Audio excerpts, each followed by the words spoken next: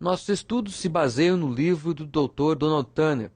Hoje vamos estudar a doutrina da salvação, enfocando sua necessidade. O Senhor Jesus Cristo não veio para ser servido, mas sim para servir e para dar sua vida em resgate de muitos. Marcos 10, 45. Veio para buscar e salvar o que se havia perdido. Lucas 19, 10. Eis o Cordeiro de Deus que tira o pecado do mundo. João 1, 29. O Senhor disse a seus discípulos que convinha que o Cristo padecesse. Lucas 24, 26. Era necessário, porquanto o homem estava perdido e não existia outra esperança para efetuar sua salvação. Mateus 26, 29. E era necessário da parte de Deus, porquanto ele quis, em seu amor, enviar a seu Filho amado, a fim de salvar os que crescem. João 3,16. O Salvador reconheceu que havia pecado em todos os homens e até naqueles que faziam muitas coisas boas. Lucas 18, 9 a 14, também versículos 18 a 23, capítulo 6, versos 31 a 34 e João capítulo 3. Vamos olhar agora a necessidade humana da salvação. O pecado é a causa por que o homem necessita de que Deus opere a sua salvação. Novamente repetimos que o Evangelho é a única solução para o problema do pecado. Não há outra religião que enfrente o fato do pecado universal, reconheça seus funestos resultados e ofereça uma satisfação a Deus e ao homem por todas as iniquidades cometidas desde Adão até o fim do pecado. Como estudamos na disciplina sobre a doutrina do pecado, não haverá necessidade de fazer aqui mais do que resumir aqueles ensinamentos. Primeiramente, todo homem é pecador. Nasce sob o pecado. Quando o salmista disse: eu nasci na iniquidade, e em pecado me concebeu minha mãe, Salmo 51, 5, não estava chamando a si mesmo de filho ilegítimo, como dizem alguns hoje. Simplesmente reconhecia que todos estamos sob pecado. Somos filhos de pais humanos, filhos de Adão e Eva, depois de sua queda e a perda de sua justiça original. Não é pecado que um casal tenha filhos, antes é uma bênção. Apesar disso, não podemos legar a nossos filhos uma natureza que não seja pecaminosa, porquanto se herda só o que é humano. O que é nascido da carne é carne, e, portanto, importa-vos nascer de novo, nascer do Espírito, se quisermos receber a natureza divina. João 3, 6 e 7, 2 de Pedro 1, 4. Todo homem peca, como disse o Dr. F. A. Noble, que nenhum homem se atreva a diminuir um só ato de transgressão. O quebrar a lei de Deus é pecar, é um equívoco, é uma fraqueza, é um desatino e coisas semelhantes. Porém, é também alguma coisa pior e mais terrível do que estas coisas. É pecado. Quando um homem age deliberadamente contra o que os 10 mandamentos de Deus dizem que deve fazer e não o faz, ele peca. Quando um homem põe de lado o sermão do monte e com desdém o lança fora, seguindo o caminho de seu próprio interesse, no orgulho de seu próprio coração, ele peca. Quando um homem toma as exigências morais que encontra escritas na constituição de sua própria alma e, indiferentemente, ou pelo prazer ou ganância de dinheiro, calca-as no lodo, ele peca. Quando um homem é injusto, ele peca. Quando é falso e traidor, peca. Ao ser impuro e infame, peca. Quando um homem é duro e avarento, peca. Quando um homem, podendo fazê-lo, recusa pagar suas dívidas, ele peca. Quando um homem oferece suborno a algum fiscal público, ou quando mancha suas próprias mãos aceitando um presente para que faça o que é injusto, peca. Quando um homem se deleita na vulgaridade, ou vomita ao ar livre uma descarga de maldições, ele peca.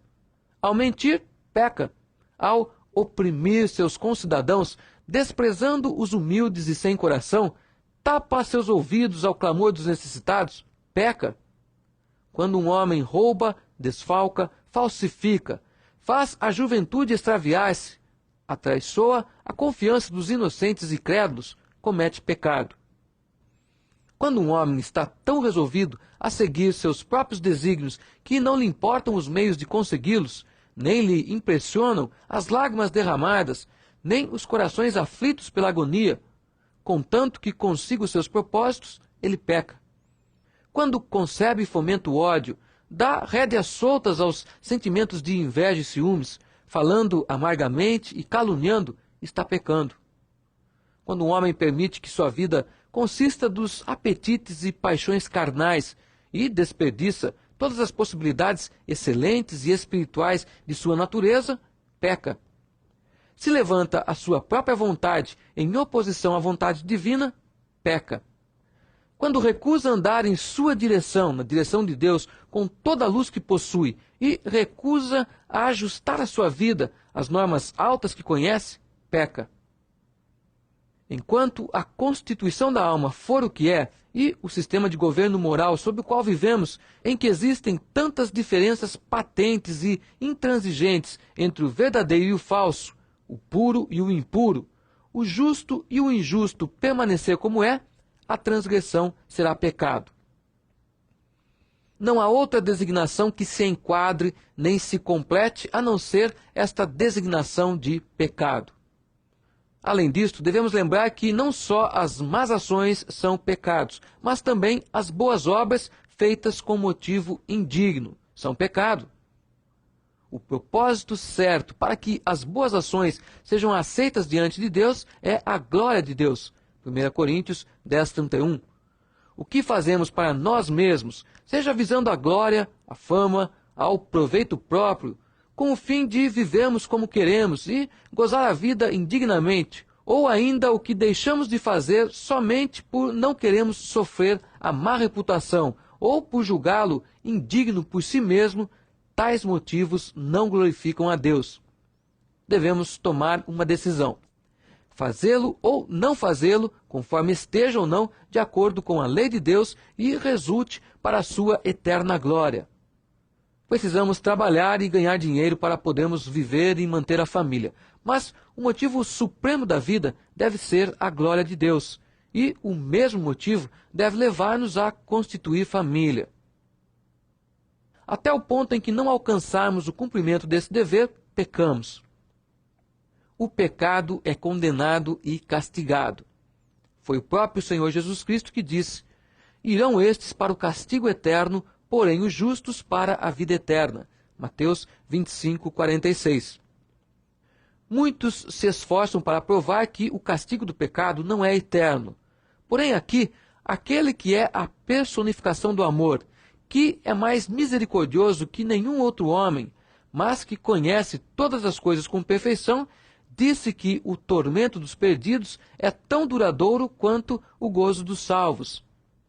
Este termo eterno significa todo o tempo que referida coisa é capaz de existir. É usado para designar a eternidade de Deus. Se não significa eterno no sentido comum da palavra, então a ideia de duração sem fim não possui nome ou palavra com que possa ser expressa. Há outras expressões que são usadas nas Escrituras para nos dar a ideia de quão terrível é o estado das almas inconvertíveis no além. Sem dúvida, há alguma coisa de figurativo nos termos usados nas parábolas. Porém, não só por essa razão, poderemos afirmar que a realidade é menos horrível que a figura. Lemos de fogo ardendo, forno de fogo, lago de fogo, fogo eterno preparado para o diabo e seus anjos, o vinho da ira de Deus, o pranto e o ranger de dentes, escuridão, as trevas exteriores, a escuridão das trevas para todo sempre, abismo, cadeias de escuridão, guiena, onde seu verme não morre e o fogo não se apaga. O fumo do seu tormento sobe para sempre sem fim. A segunda morte e a eterna perdição. Nesta vida, vemos que algumas pessoas sofrem tormentos de consciência, remorso durante muitos e longos anos por uma coisa praticada em um átomo de tempo. Quanto mais não sofrerá a pessoa por uma vida de egoísmo e de indiferença para com o amor de Deus revelado no sacrifício de seu Filho. Se soubéssemos tudo como Deus o sabe, os efeitos tanto como as causas, e como seria se não houvesse castigo pelos pecados, saberíamos o suficiente para justificar o castigo eterno dos incrédulos. Se era melhor que Judas Iscariotes não tivesse nascido, certamente há alguma coisa no futuro muito pior que o suicídio. Se a blasfêmia contra o Espírito Santo, cuja voz maviosa, divina e doce nos chama para o arrependimento, não tem perdão, é evidente que existe um lugar de trevas e de sofrimento para aqueles que não são perdoados e, portanto, não podem estar na presença de Deus em luz e gozo. O pecador não pode purificar-se de suas transgressões por meio de esforços próprios. Se fosse possível, embora com supremos esforços, junto a longas existências de sofrimentos, ao homem poder salvar-se, então em vão morreu Jesus Cristo. A palavra de Deus nos ensina que não somos salvos por obras de justiça que nós tenhamos praticado. A experiência bem analisada corrobora este testemunho. Na verdade, muitas pessoas neste mundo têm uma ideia tão elevada de si mesmas e um conceito tão baixo de seus pecados que afirmam que podem salvar-se a si mesmas se é o caso de terem necessidade de serem salvas de alguma coisa. Os evolucionistas declaram que o pecado é um passo no desenvolvimento da humanidade e que existe no homem o poder inerente de progredir de tal modo que chegará um dia em que a humanidade terá evoluído a ponto de ultrapassar o pecado. Estas vãs filosofias são vãs esperanças para o pecador que sente o peso de sua culpa. O corpo humano tem maravilhosos poderes de recuperação. Pode restaurar ossos quebrados, formar novas artérias e veias, e ainda há casos em que um órgão faz as vezes de outro danificado. O corpo se restabelece por meio de suas próprias forças, sem que a pessoa tenha consciência do processo. Porém, quando o homem peca, o caso é bem diferente. Há uma consciência de ter cometido falta, de ser menos do que devia ser, e até um desejo de não ter pecado. Certo desgosto consigo mesmo. Em casos de crime, pode existir remorso tão forte que obriga a pessoa a entregar-se às autoridades policiais ou leva a cometer o suicídio. Não obstante, com tudo isso, não há poder próprio para remediar a situação de curar a ferida produzida na alma. E com um pouco de tempo, nota-se que o pecado cometido exige uma repetição, ou pelo menos um descuido em guardar uma conduta retilínea na vida. Cedendo à tentação uma vez, torna-se mais fácil voltar a ceder.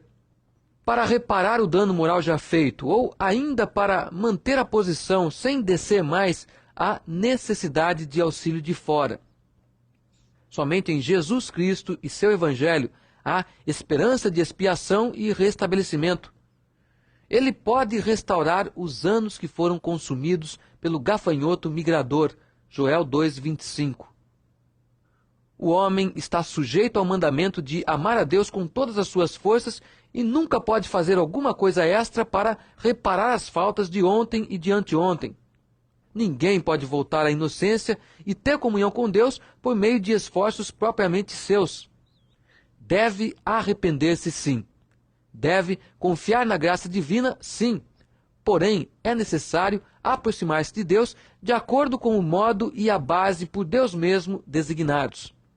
Ninguém vem ao Pai senão por mim, disse o único mediador entre Deus e o homem. João 14:6, Tito 3:5, Romanos 3:20, Jeremias 14:10 e capítulo 2, verso 13. Veja agora comigo, então, a necessidade divina, necessidade aqui entre aspas, da salvação do homem.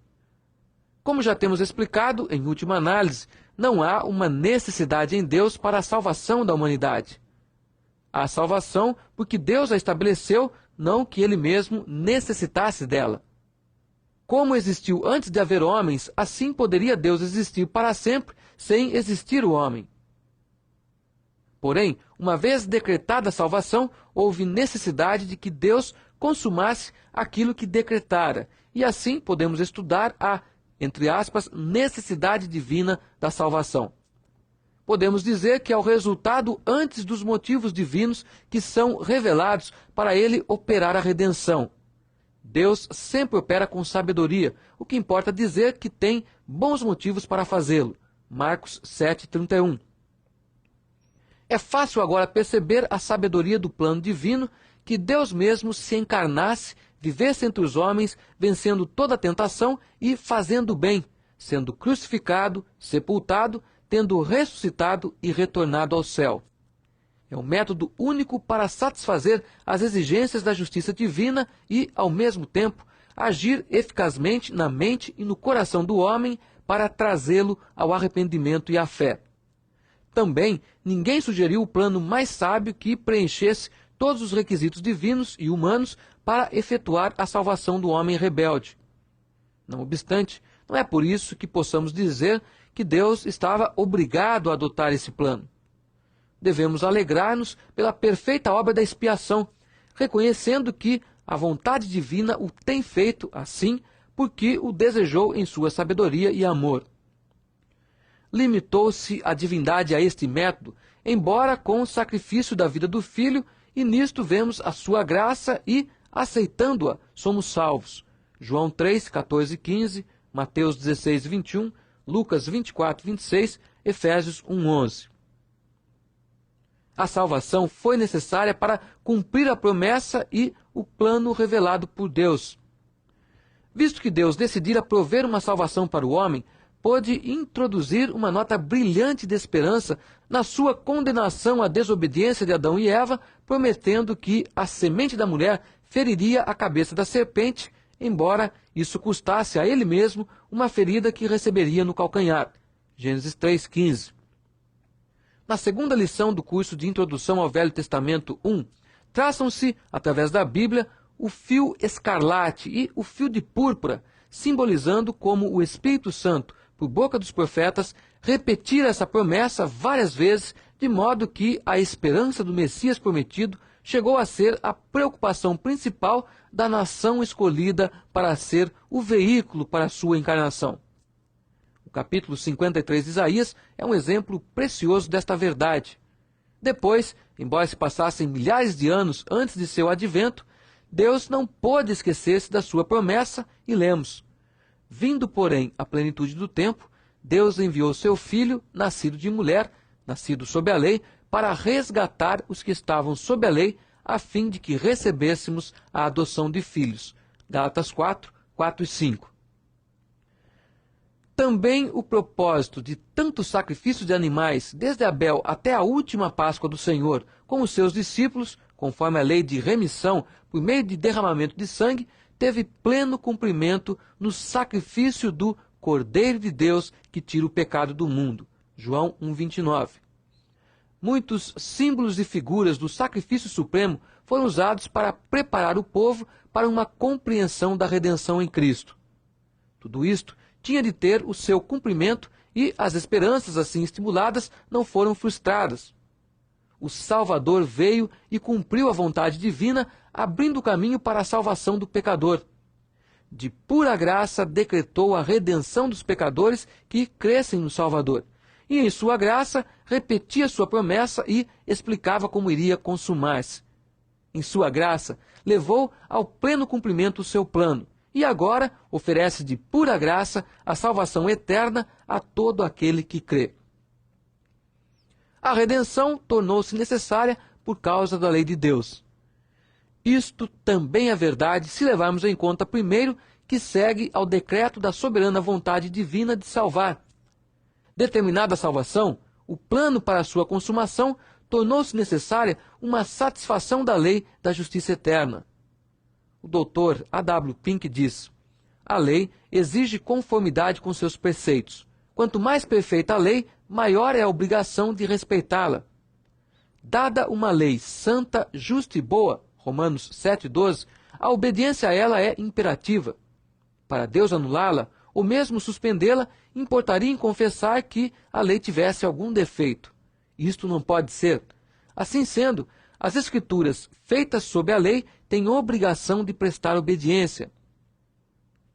Em caso de quebrarem a lei, logo antes de que fosse possível justificá-los, isto é, declará-los justos conforme a norma requerida, outro teria de cumprir a lei em favor dos mesmos, e sua justiça ou obediência registrada em haver, levada a seu crédito ou a favor de sua conta. Isto foi feito. Cristo foi nascido sob a lei, Gálatas 4:4, ele a cumpriu, Mateus 5:17, e sua obediência tem sido levada ao crédito legal de todo o seu povo, Romanos 5:19, de tal maneira que agora são feitos justiça de Deus nele, 2 Coríntios 5:21. A lei não só requer obediência aos seus preceitos, mas também exige o castigo dos seus transgressores. Sua sentença imutável é: a alma que pecar, essa morrerá. Ezequiel 18:4. Uma vez que o próprio Deus declarou isto, e ele não pode mentir, segue-se inevitavelmente que, onde quer que o pecado se achar, a morte, com tudo o que encerra, certamente há de encontrar-se também mais cedo ou mais tarde. O Senhor expressamente declarou que de modo algum justificará o ímpio, Êxodo 34:7. A única maneira de um transgressor escapar é que outro sofra o castigo em seu lugar. Sob o regime estabelecido por Deus, se ele perdoasse sem uma satisfação feita em favor de sua lei quebrada, por meio de um substituto que receba o salário do pecado, pois então Deus desprezaria sua própria lei e descuidaria as suas próprias ameaças. Porém, as Escrituras afirmam que ele, de maneira nenhuma, pode negar-se a si mesmo. 2 Timóteo 2:13. Assim sendo, Deus fez a provisão daquele maravilhoso sacrifício sobre o qual caiu a justa penalidade da lei. Veja Romanos 3:20-26 e Gálatas 3:10-13. A lei de Deus, pois, exige uma satisfação, uma vez decretada a salvação do pecador. Com uma só expiação feita, a divina integridade do legislador e de sua lei fica vindicada e o pecador salvo. Glória a Deus por seu tão maravilhoso plano de redenção. Em resumo, o Senhor Jesus Cristo disse que era necessário que padecesse. Vimos a necessidade humana da salvação. Todo homem é pecador por natureza e por experiência. O pecado é condenado e castigado. O pecador é incapaz de purificar-se de seus pecados. Está sob a obrigação de fazer tudo o que pode agradar a Deus, mas de modo que não pode reparar a falta cometida. Vimos, entre aspas, a necessidade divina da salvação do homem. Tornou-se necessária só depois que a soberana vontade decretou a salvação. Depois houve necessidade de consumá-la conforme o plano divino, conforme a lei divina. Assim chegamos ao fim de nossa aula de hoje. Em nosso próximo encontro, vamos estudar a doutrina da salvação, enfocando sua preparação. Até lá!